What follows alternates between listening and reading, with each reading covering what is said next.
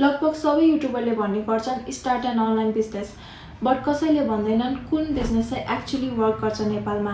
कतिजनाले पैसा इन्भेस्ट गर्नुहुन्छ फेल हुन्छ, कतिजनाले फरेन आइडियाजहरू ल्याउनुहुन्छ त्यो काम गर्दैन, एन्ड कतिजनाले त स्टार्ट गर्नुभन्दा अगाडि नै क्विट गरिदिनुहुन्छ। सो यो भिडियोमा चाहिँ म कुनै पनि फेक मोटिभेसन दिन आएको होइन।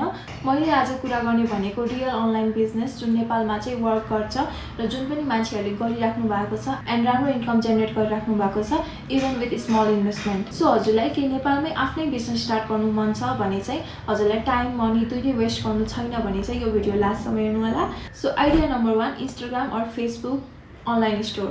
सो नेपालमा सबैभन्दा पपुलर अनलाइन बिजनेस भनेकै selling products through Instagram or Facebook.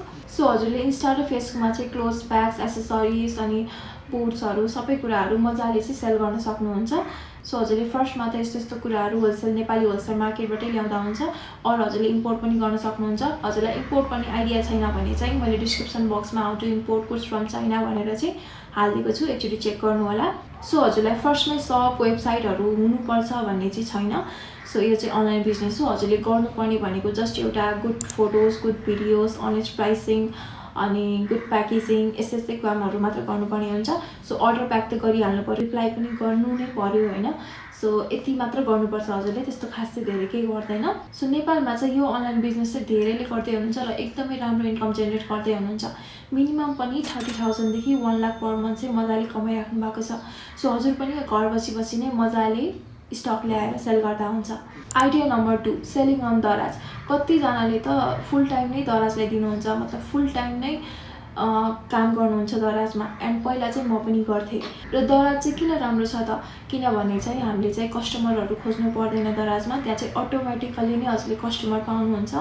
And एउटा दराज चाहिँ एउटा ट्रस्टेड प्लेटफर्म पनि हो र हजुरले दिनभरि इन्स्टाग्राम फेसबुकमा रिप्लाई गरे जस्तो रिप्लाई पनि गर्नु पर्दैन। त्यहाँ चाहिँ हाम्रो डाइरेक्ट अर्डर आउँछ, हामीले जस्ट प्याक गरेर पठाउने मात्र हो। सो हजुरले चाहिँ दराजमा चाहिँ important items, local items and trending आइटमहरू मजाले सेल गर्न सक्नुहुन्छ। सो हजुरले चाहिँ फोकस भएर दराजमा काम गर्नुभयो भने चाहिँ हजुरले चाहिँ फुल टाइम नै काम गर्न सक्नुहुन्छ अनि राम्रो इन्कम चाहिँ जेनेरेट गर्न सक्नुहुन्छ। र हजुरलाई दराजमा कसरी सेल गर्ने भनेर आइडिया छैन भने त्यसको लिङ्क पनि मैले डिस्क्रिप्सन बक्समा राखिदिएको छु, हजुर एकचोटि चेक गर्नु होला। Idea number 3, digital service with no investment. If हजुरलाई चाहिँ पैसा इन्भेस्ट गर्नु मन छैन भने चाहिँ you can sell service online. Just example social media management, graphic design, video editing, content writing यस्तो कुराहरू हजुरलाई जे आउँछ त्यो चाहिँ हजुरले मजाले चाहिँ एउटा कोर्स बनाएर मजाले मार्केटिङ गरेर हजुरले चाहिँ आफ्नो सर्भिस हजुरलाई जे आउँछ त्यो चाहिँ हजुरले मजाले सेल गर्न सक्नुहुन्छ।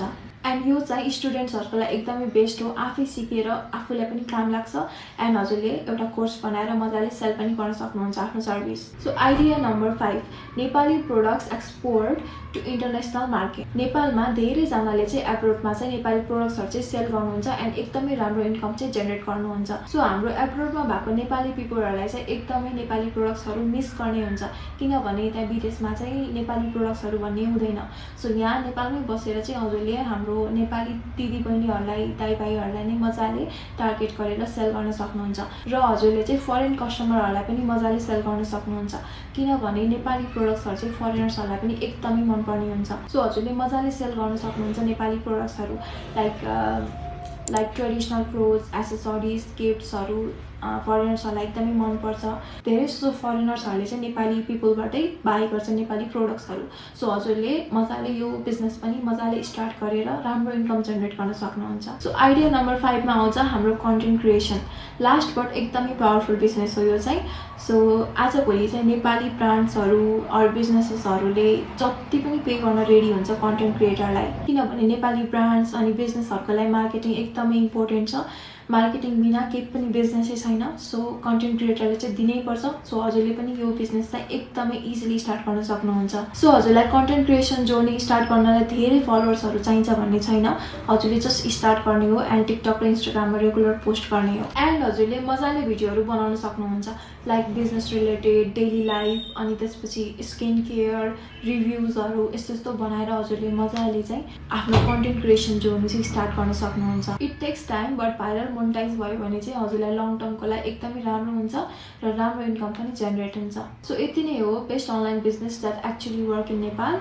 सो आजको लागि चाहिँ मेरो भिडियो यति नै हो। हजुरलाई मेरो भिडियो चाहिँ हेल्पफुल लागेमा प्लिज सब्सक्राइब, लाइक, कमेन्ट गर्नु होला। सो कमेन्टमा चाहिँ हजुरलाई कुन बिजनेस गर्नु मन छ एकचोटि भनिदिनु होला। So see you in next video. Thank you, bye by.